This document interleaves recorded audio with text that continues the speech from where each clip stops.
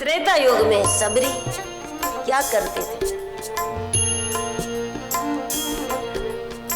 विश्वास पूर्वक प्रभु का नाम ही तो ले रहे, गुरु के वचन में विश्वास,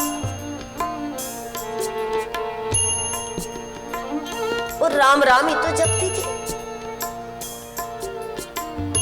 नहीं तो उस घने जंगल में कोई महिला अकेली कैसे रहती? कोई भी अकेला कैसे रहता वहां पर?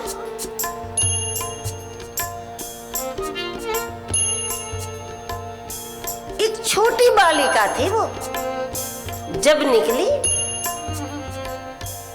और इस घने जंगल में, ये विचित्र संसार में पूर्ण रूप से सफलतापूर्वक कोई व्यक्ति अध्यात्म यात्रा कर ले और जमाना न तो इसको बिगाड़ सके, न जमाना इसको तंग कर सके, न जमाना इसको परेशान कर सके, और पूर्ण रूप से जमाने की सारी विकृतियों से बचती हुई इस घने जंगल में, इस संसार के बीच में से कोई अध्यात्म यात्रा सुरक्षित रूप से कर ले, वो यात्रा सबरी की है। जमाना तंग न करे इसके लिए भी राम नाम, जमाना बिगाड़ न दे इसके लिए भी राम नाम, जमाना प्रभावित न कर ले इसके लिए भी राम नाम। ये दुनिया जंगल नहीं तो क्या, संसार वन नहीं तो क्या?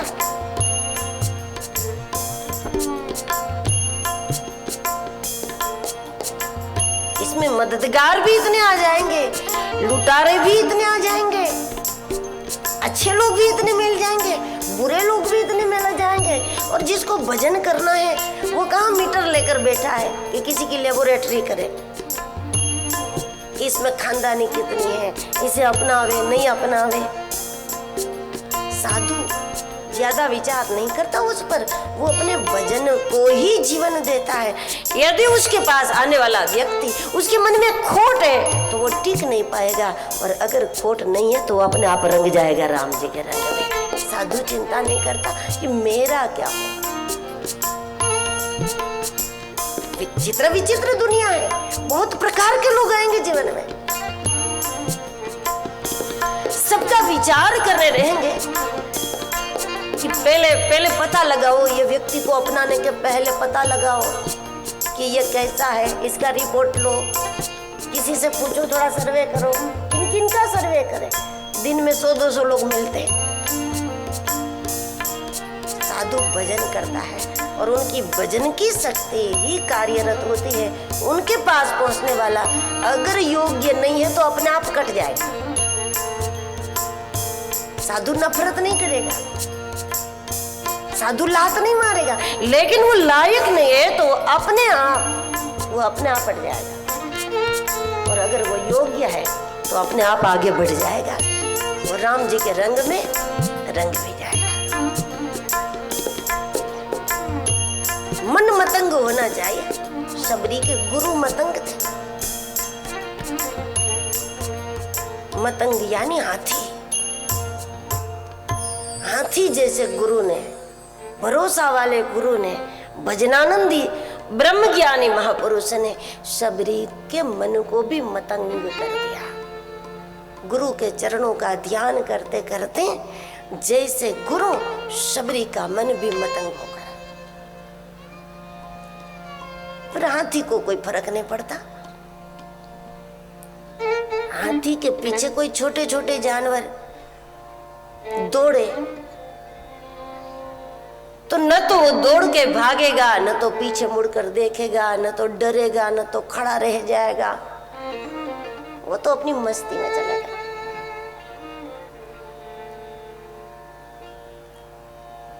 उस स्थिति में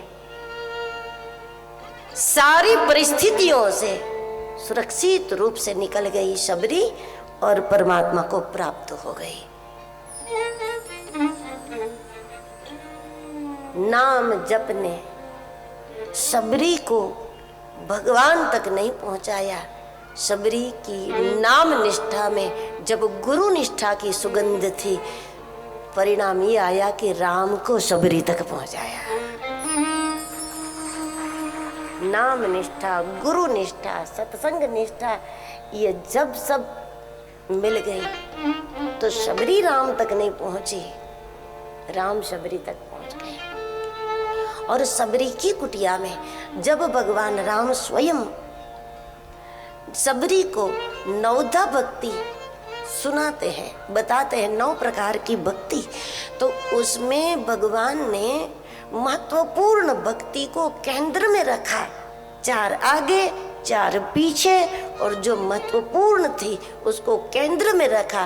तो वो केंद्र में कौन सी भक्ति थी? मंत्र जाप मपन दृढ़ विश्वास। भगवान ने 9 प्रकार की भक्ति सुनाकर कि शबरी को कहा था कि शबरी नवम जिनको एक होई, नारी पुरुष सचराचर कोई, सोई अतिशय प्रिय भामिनी मोरे, सकल प्रकार भक्ति दृढ़ तोरे। 9 में से एक भी जिनमें हो मैं वश हो जाता हूं। नवम जिनको एक हो, एक भी हो जिसमें, वो नारी हो पुरुष हो कोई भी हो, नारी पुरुष सचराचर कोई भी हो, वो मुझे बहुत प्रिय है। 9 में से एक, लेकिन 9 में से कौन सी एक? ये 9 में एक भक्ति ऐसी है कि वो आ जाए तो उसके पीछे पीछे 8 आ जाती है, और वो है मंत्र जाप। कोई भी महत्वपूर्ण वस्तु ग्रंथ के केंद्र में होती है, प्रकरण के मध्य में होती है। ये आप राम कथा, भागवत कथा, किसी भी धर्म ग्रंथ में इसका अनुभव कर सकते हैं। जैसे कि लक्ष्मण जी भगवान को प्रश्न पूछ रहे थे पंचवटी में, जब 5 प्रश्न पूछे तो उस समय लक्ष्मण जी ने जो उनका खास महत्वपूर्ण प्रश्न था उसको 3रे नंबर पर रखा। वो 3रे नंबर पर क्यों रखा?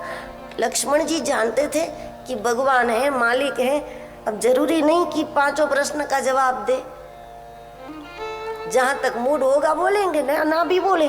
तो इसलिए लक्ष्मण जी जानते थे कि छोड़ दे तो पहले का छोड़ दे या आखिरी वाला छोड़ दे, केंद्र का तो आएगा ही आएगा। तो इसलिए जो खास प्रश्न था उनका, महत्वपूर्ण था, उसको केंद्र में कर दिया था कि माया क्या है। ये लक्ष्मण जी का मुख्य प्रश्न।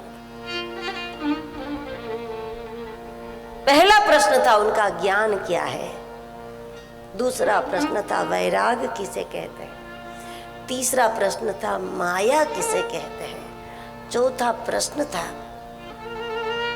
जीवात्मा और परमात्मा में फर्क क्या है, और 5वां प्रश्न था भक्ति किसे कहते हैं। ये 5 प्रश्न में पहला छोड़ दे या आखिरी छोड़ दे, लेकिन बीच वाला तो जवाब मिले ही मिले, इसलिए महत्वपूर्ण बात मध्य में कर दी थी कि जो छूटे ही नहीं। तो सबरी को भगवान कहते हैं कि सबरी 9 में से एक भक्ति भी आ जाए जिसमें वो मुझे अतिशय प्रिय है, क्योंकि वो एक आ जाए तो उसके पीछे 8 आ जाती है। अब सबरी को यही पता नहीं था कि भक्ति का प्रकार 9 है, तो भी आ गई थी ना उसमें। तो खुद भगवान ने माना सकल प्रकार भक्ति दृढ़ तोरे। सबरी को यह पता नहीं था कि मैं जो कर रही हूं वो भक्ति है, वो भी नहीं पता था। भक्ति के भी प्रकार होते हैं, कुछ नहीं जानते थे। और राम जी बोले सकल प्रकार भक्ति दृढ़ तोरे। आपके अंदर तो सारे प्रकार दृढ़ हो गए हैं, न भक्ति जानती है न प्रकार जानती है, कुछ नहीं जानती। तो भक्ति के 9 प्रकार सबरी के जीवन में दृढ़ हो गए। वो कैसे हो गए? केवल नाम निष्ठा से हो गए। सारे नाम निष्ठा से 9 प्रकार आ गए।